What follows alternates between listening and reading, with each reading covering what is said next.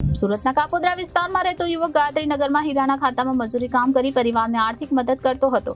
આ દરમિયાન ખાતાના માલિકે તેના પુત્ર અને તેના કામ કરતા કારીગર સહિતના લોકોએ ભેગા મળી યુવક પર ચોરીનો આરોપ લગાવ્યો હતો. ત્યારબાદ રત્ન કલાકાર યુવકને ચોરીની કબૂલાત કરાવવા માટે તેને ઘોંધી ઠીક્કા મૂકી અને લાતો વડે ઢોરમાર માર્યો હતો.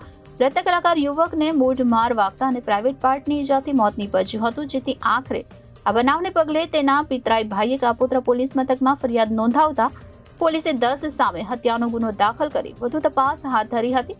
પોલીસે 2 સગીર સહિત 8ને ઝડપી પાડ્યા છે.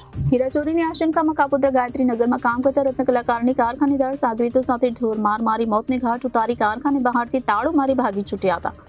બીજા દિવસે પોલીસે કારખાનાનું તાળું ખોલાવી રત્ન કલાકારની ડેડ બોડી બહાર કાઢી હતી અને તેની હત્યામાં સંડોવાયેલા કારખાનેદાર પિતા પુત્ર સહિત 8ને ઝડપી પાડવામાં આવ્યા છે. કાપોદ્રા પોલીસ ઇન્સ્પેક્ટર એમડી અવસેરા સાંજે 6 વાગે પોલીસ મથકમાં બેઠા હતા ત્યારે બાતમી હકીકત મળી કે કાપોદ્રા ગાયત્રીનગરમાં ઠાકશીભાઈ વાઘેલાના હીરાના ખાતામાં કોઈ ઇસમને ચોરીના આક્ષેપમાં ગોંધી રાખ્યો છે. જે બાબતેની ઉપરી અધિકારીને જાણ કરી ગાયત્રીનગરમાં ઠાકશીભાઈ વાઘેલાના હીરાનું ખાતું શોધવા તે શોધતા ન મળતા ઠાકશીભાઈ વાઘેલાને શોધતા તેઓ મળી આવતા તેઓની સાથે રાખી કારખાના પર પહોંચ્યા હતા.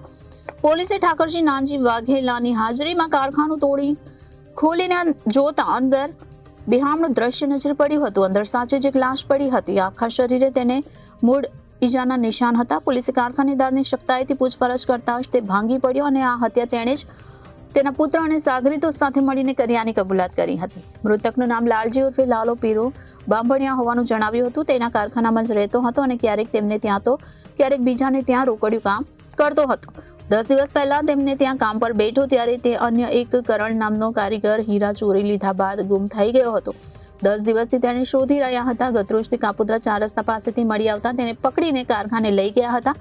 અહીં ગુનો કબૂલાવવા માટે કરાયેલા ટોર્ચરથી તેનું મોત નીપજતા ડરીને બહારથી તાળું મારીને ભાગી છૂટ્યા હતા. ઠાકરશીભાઈ વાઘેલા અને તેનો કારીગર ગૌતમે તેના પર ચોરીનો આરોપ લગાવ્યો હતો. આ દરમિયાન ચોરીની કબૂલાત કરવા માટે ઠાકરશીભાઈના દીકરા વિશાલ, તેનો મિત્ર જયદીપ, ચેતન ઉર્ફે ભાણો, ઉત્સવ દિયોરા, પારસ ઉર્ફે પીપળી, યોગી ગોહિલ, વિશાલ હિંગુ, પિયુષ ઉર્ફે જિગ્નેશ અને ગૌતમે ભેગા મળી તેને ઢીક મૂકીને ઢોરમાર મારી કમરમાં બેલ્ટ વડે, સાવરડી વડે, હીરા શોધવાના બ્રશ વડે, શરીરના અલગ અલગ ભાગો પર સહિત પ્રાઇવેટ પાર્ટ પર પણ મૂઢમાર મારીને તેને હત્યા કરી નાખી હતી.